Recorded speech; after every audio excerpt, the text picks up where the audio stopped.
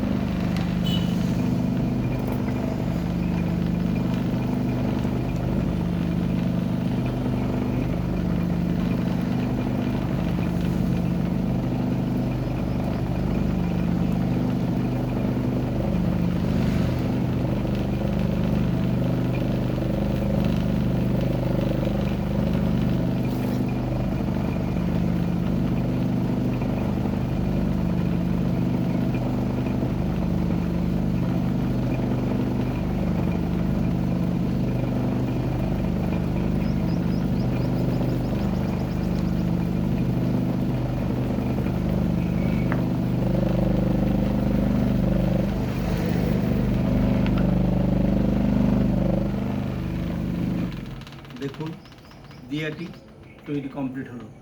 এটাকে সামান্য শুকানোর পরে কাটিং করে, বিভিন্ন রকম কাটিং করে দিয়ার যাতে আলোটা চতুর্দিক দিয়ে ছড়ায় সেই পদ্ধতি করতে হবে। যদি এই ধরনের দিয়ার শেপ আপনাদের ভালো লাগে তবে অবশ্যই লাইক করবেন, শেয়ার করবেন, কমেন্ট করবেন।